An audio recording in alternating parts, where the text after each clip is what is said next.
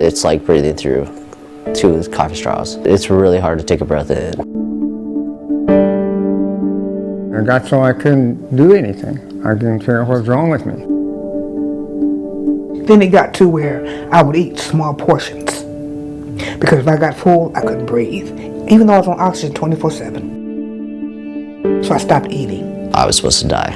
There's no way I was supposed to be alive right now. He said, "You know how bad your lungs are?" I walked in there and I said, "Oh, no, not really." And he said, "Well," he said, "you're in bad shape, you know." I said, "How long I got to live?" And he said, "Maybe 6 months." I was on death's door. I was on death's door.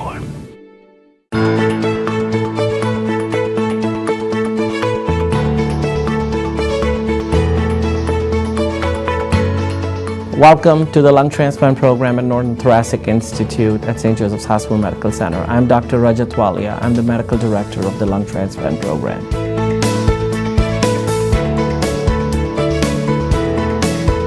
The first consultation they have with us is all about educating them. First, talking to them about their disease, whether there are the treatment options available, everything's being done, or transplant seems the only viable option. And if it does, then the first meeting they have with the transplant nurse coordinator and the physician is all educating them what transplant is all about.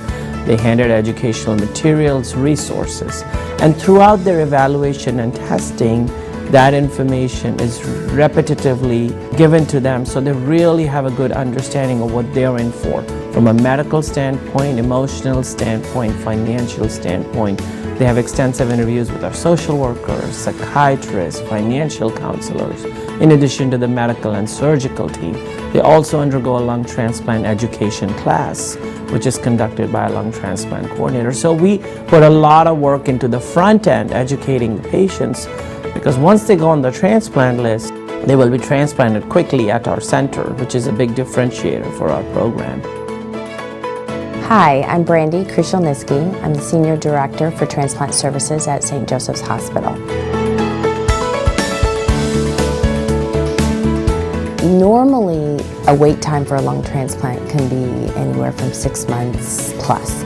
We're very fortunate at our center. We're an aggressive center and our wait list is very short. We have patients who are listed as short as 12 hours to patients who have been listed as long as 6 months plus. And that's an outlier for us because they usually have some antibodies or a blood type that's challenging to match with a donor. But from a donor perspective, when that donor becomes available, we usually figure out a way to manage that donor to make it acceptable for our patients.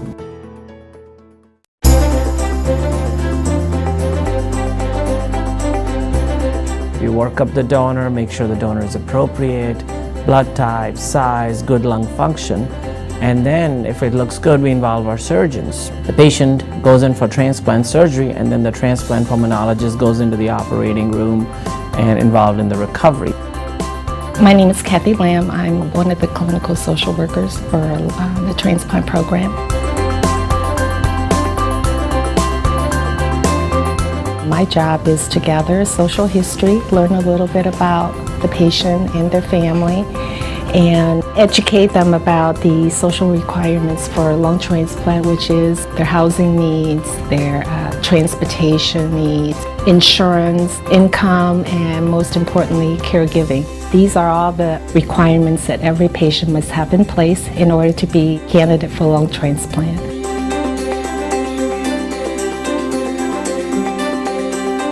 Everybody is accountable for what they do, and not only just in words, but in the way they do it. They're passionate about their work. They know that their part is vital to making this transplant happen.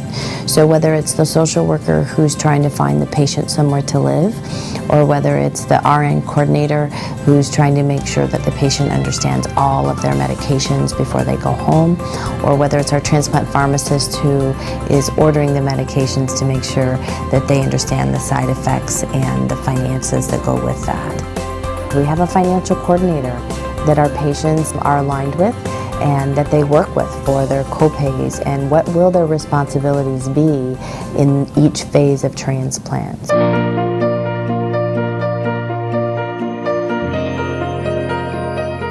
It's nice when patients send us pictures and videos when they go on vacation, 6 months transplant, they're hiking up a mountain, or they were in Colorado at 7,000 feet where they've not been able to go for the last 5 years.